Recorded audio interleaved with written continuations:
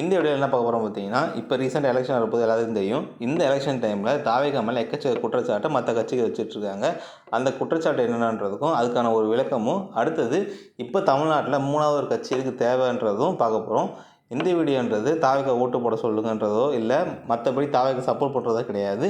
ஒரு கட்சி வந்திருக்கு, அது கட்சிக்கான பல முரண்களை மற்ற கட்சியும் வச்சுட்ருக்காங்க. ஸோ அதுக்கான ஒரு விளக்கமாகவும், இன்னொன்று 3வது ஒரு கட்சி வந்தால் அதோட பெனிஃபிட் என்னவாக இருக்குன்றத சொல்ல போகிறேனே தவிர, இது வந்து நீங்கள் ஓட்டு போடுங்க ஓட்டு போடாதீங்கன்னு சொல்ல போகிறது கிடையாது. இந்த வீடியோ பார்த்ததுக்கப்புறம் அது உங்கள் இஷ்டம். ஸோ இந்த வீடியோவில் 2 விஷயம் பார்க்க போகிறோம். மொதல் விஷயம், தாவேகா மேலே வைக்கிற குற்றச்சாட்டு என்னென்னு பார்த்தீங்கன்னா, 3 குற்றச்சாட்டு அதிகமாக வைப்பாங்க. முதல் குற்றச்சாட்டு என்னென்னா, இது ஒரு நடிகர் ஆரம்பித்த கட்சி, அதனால் இதுக்கு வந்து சரியாக அரசியல் புரிதல் இருக்கான்ற மாதிரி ஒரு குற்றச்சாட்டு. 2வது குற்றச்சாட்டு என்னன்னு பார்த்தீங்கன்னா, இங்கே தமிழக வெற்றி கழகத்துக்கு சரியான ஒரு கொள்கை கிடையாது, ஒரு கட்டமைப்பு கிடையாதுன்ற மாதிரி குற்றச்சாட்டு வைப்பாங்க. 3வது ஒரு குற்றச்சாட்டு, இதில் இருக்கிறவங்களும் தற்கொலைன்ற மாதிரி ஒரு குற்றச்சாட்டு வைக்கிறாங்க. இந்த 3 விஷயத்துக்கான குற்றச்சாட்டோடைய ஒரு விளக்கத்தையும், 3வது ஒரு கட்சின்றது தமிழ்நாட்டுக்கு எவ்வளோ முக்கியமான ஒரு விஷயமா இருக்க போகுதுன்றதும் பார்க்க போகிறோம். அந்த 3வது ஒரு கட்சி தாவேகான்றது கிடையாது, தமிழ்நாட்டில் 3வது ஒரு கட்சி தேவைன்றதான் சொல்ல போகிறேன். ஸோ மறக்காமல் ஃபுல் வீடியோ பாருங்கள். தமிழக வெற்றி கழகம்ன்றது பெருசாக வைக்க குற்றச்சாட்டுன்னு பார்த்தீங்கன்னா, இது வந்து நடிகர் ஆரம்பித்த கட்சி, அரசியல் புரிதல் இல்லைன்ற மாதிரி சொல்லிட்டு இருக்காங்க. நீங்கள் தமிழ்நாட்டில் ஒரு 50-60 வருஷமாக பார்த்தீங்கன்னா, எக்கச்சக்க அரசியல் தலைவர்கள் வந்து சினிமா துறை சம்மந்தப்பட்டு தான் வந்திருக்காங்க. அது அண்ணா அவர்களிருந்து, கலைஞர் அவர்கள்லேருந்து, எம்ஜிஆர் அவர்களாக இருக்கட்டும், இப்போ இருக்க நாம் தமிழர் கட்சி சீமான் அவர்களாக இருக்கட்டும், எல்லாமே அரசியல் துறையில் வரத்துக்கு முன்னாடி ஏதோ ஒரு படத்தில் சினிமா துறையை சம்மந்தப்பட்டு தான் இருந்திருக்காங்க. அதுக்கப்புறம் தான் அது ஒரு அந்த இமேஜை வச்சு கூட இங்கே வந்து அரசியலில் அவங்களுக்கான ஒரு இடத்த உருவாக்கியிருக்காங்க. இங்கே இருக்க எந்த அரசியல் தலைவருமே பொலிட்டிக்கல் சயின்ஸ் ப்ராப்பராக முடிச்சுட்டு வந்து இங்கே அரசியல் தலைவரானவர்கள்லாம் கிடையாது. இவங்க என்னென்னா, ஒரு பிம்பம் இருக்குது, அவங்களுக்கான இமேஜ் இருக்கும், அந்த இமேஜை வச்சு தான் ஒரு பிஸ்னஸ் மேன் ஆகும், இல்லை ஏதோ ஒரு ஊரில் பெரிய ஆளாக இருப்பாங்க, அதை வச்சு அவங்க அரசியலுக்கு வருவாங்க. மற்ற பேர் செஞ்சது மாதிரி அதேமாரி தான் அரசியல் வரத்துக்கு சினிமா ஒரு டூலாக இருந்திருக்கு. ஸோ விஜயாவுமே அப்படி தான் சினிமான்ற ஒரு டூலில் சினிமாவில் ஒரு பெரியவங்களுக்கான இடத்த உருவாக்குனதுக்கப்புறம் அரசியலுக்கு வந்திருக்காங்க. விஜயோட பழைய வீடியோ எடுத்து பார்த்தீங்கன்னா உங்களுக்கு தெரியும், அவர் வந்து அரசியலுக்கு வரதை நோக்கமாக வச்சு தான் பேசிகிட்டு வந்திருப்பார் நிறைய வீடியோவில். ஸோ இங்கே ஒரு நடிகர் ஆரம்பித்த கட்சின்றதை பொதுப்படையாக சொல்லாமல், இது பல அரசியல் கட்சி தலைவர்கள் வந்து நடிப்புலேருந்து தான் வந்திருக்காங்க. ஸோ அப்படி பார்க்குறப்ப விஜய் அவர்கள் நடிப்புலேருந்து வந்ததுக்கு அவ்வளோ பேர் தப்பாக பார்க்கப்படுறது கிடையாது. இன்னொன்று, விஜய் அவர்கள் அறிவித்த எல்லா அறிவிப்புமே, எல்லா மேனிஃபெஸ்டோவுமே ப்ராப்பராக ஒரு அரசியல் கட்சி எப்படி அறிவிச்சிருப்பாங்களோ அப்படி தான் அறிவிச்சிட்ருக்காரு. அவர் வந்து அது வந்து நடிப்புலேருந்து அரசியல் வந்ததுனால சும்மா ஏனோதானு சொல்லாமல் ப்ராப்பராக என்ன ஒரு விஷயத்த சொல்லணுமோ அதை கரெக்டாக தான் சொல்லியிருக்காரு. இங்கே நடிகர் ஆரம்பித்த கட்சின்றதுனால தாவேகாவை இது ஒதுக்கிட முடியாது. அது சும்மா ஒரு கட்டமைக்கிற பிம்பமாக தான் இருக்குது. இங்கே 2வது விஷயம், தாவேகாவில் வைக்கிற பெரிய குற்றச்சாட்டுனா, தாவேகாவுக்கு ஒரு சரியான கொள்கை கிடையாதுன்ற மாதிரி தான் சொல்லி வச்சுட்ருக்காங்க. அதாவது இங்கே தமிழ்நாட்டில் ஒரு சில கொள்கை தான் ரொம்ப பெரிய கொள்கையாக பேசப்படுது. ஒன்று திராவிடம், இன்னொன்று தமிழ் தேசியன்றது. மற்ற கட்சிகளும் கொள்கையை வச்சுருக்காங்க, கம்யூனிஸ்டாக இருக்கட்டும், மற்ற பார்ட்டிகள் கொள்கை வச்சுருக்காங்க. ஆனால் பெருசாக 2 கட்சியை வந்து கொள்கையை அவங்களோட கொள்கையை முன்னிறுத்தி மற்ற தாவேகா கொள்கை இல்லைன்னு சொல்கிற எந்த கட்சியும் பார்த்தீங்கன்னா, திராவிட கொள்கையும் இன்னொன்று தமிழ் தேசிய கொள்கை தான் பேசிகிட்டு இருக்காங்க.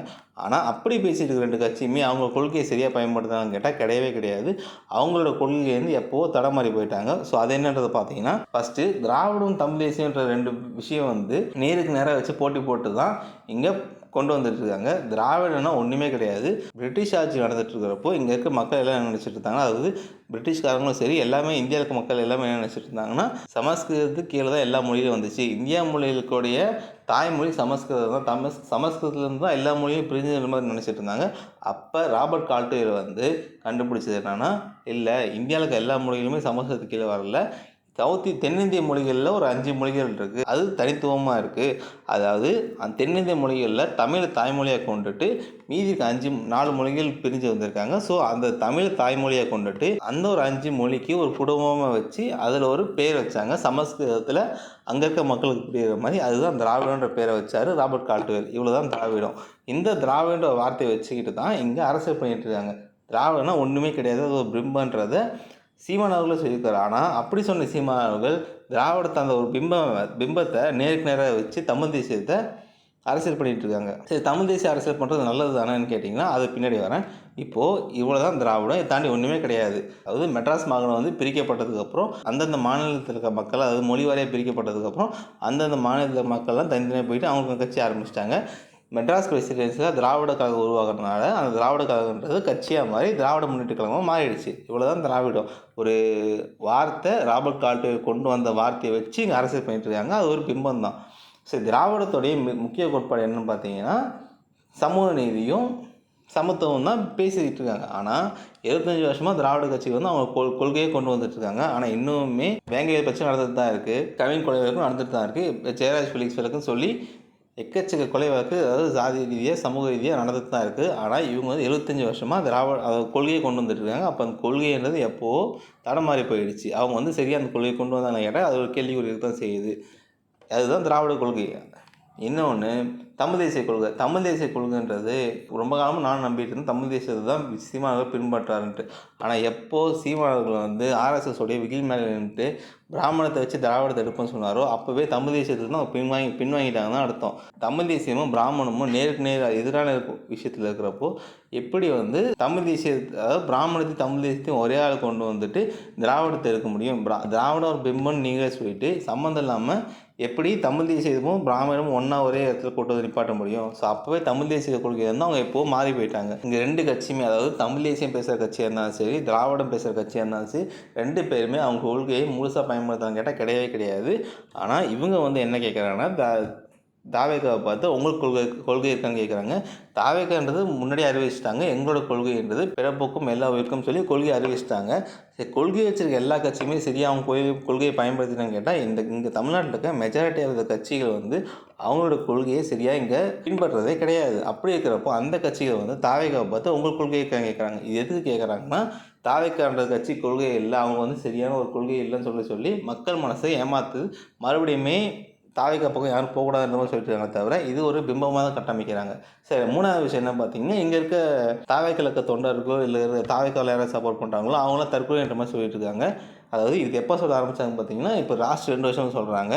2 வருஷத்துக்கு முன்னாடி இதே இருக்க கட்சிகள் இங்கே இருக்க மாணவர்கள் என்ன சொல்லிட்டு இருக்காங்க பார்த்தீங்கன்னா, தமிழ்நாட்டு மாணவர்கள் தான் கல்வியை சிறந்தவங்க சொல்லிட்டு இருந்தாங்க. தமிழ்நாட்டு மாணவர்களுடைய பெருமையெல்லாம் பேசிகிட்டு இருந்தாங்க. ஆந்திராவோட முதலமைச்சர் என்ன சொன்னாங்க பார்த்தீங்கன்னா, தமிழ்நாட்டில் இருக்க மக்கள்லாம் பாருங்கள், தமிழ்நாட்டில் இருக்க மாணவர்கள்லாம் பார்த்தீங்கன்னா ஃபாரினுக்கு போகிறது ஏம் பண்ணிட்டு இருக்காங்க, அவங்க வந்து யுஎஸ்ஏக்கு போகிறதுக்கு எல்லாம் ஏம் பண்ணிட்டு இருக்காங்கன்ற மாதிரி அவரே ஒரு டைம் சொன்னார். ஆனால் 2 வருஷத்துக்கு முன்னாடி சொன்னவங்கெல்லாம் 2 வருஷத்துக்கு முன்னாடி இதே தமிழ் அரசு சொன்னது கல்வியில் சிறந்த மாநிலம், ஜிஆர் விஷயம் நம்ம அதிகமாக இருக்கிற மாதிரி சொன்னவங்களாம் தாவேக்காவை யார் சப்போர்ட் பண்ண ஆரம்பித்தாங்களோ அந்த பேச்சு அப்படியே மாறிடுச்சு. அதாவது முன்னாடி அறிவியலை தெரிஞ்சவங்க இப்போ யார் தாவேக்கா சப்போர்ட் பண்ணாங்களோ அப்போ தற்கொலை செய்ய ஆரம்பிச்சிட்டாங்க. ஸோ எதுக்கு இது சொல்லிட்டு இருக்காங்கன்னா, தாவேக்காவுக்கு நீங்கள் ஓட்டு போட்டிங்கன்னா உங்களுக்கு வந்து சரியான அரசியல் புரிதலோட ஒரு கட்சி இருக்காதுன்ற மாதிரி சொல்லிட்டு இருக்காங்க. ஸோ அது உண்மையாக கேட்டால் அதுவுமே அப்படிலாம் கிடையாது. தாவேக்காவுக்கு நிறைய பேர் வந்து அரசியலில் தெளிவானவங்களும் நல்லா படித்தவங்களும் தான் இருக்காங்க. ஆனால் ஒரு பிம்பத்தை கட்டமைக்க பார்க்குறாங்க, அரசியல் தெரியலன்றது. ஏன்னா ஏதாவது தப்பு தாவேக்கா பண்ணியிருந்தால் தான் அந்த விமர்சனம் பண்ணுவாங்க.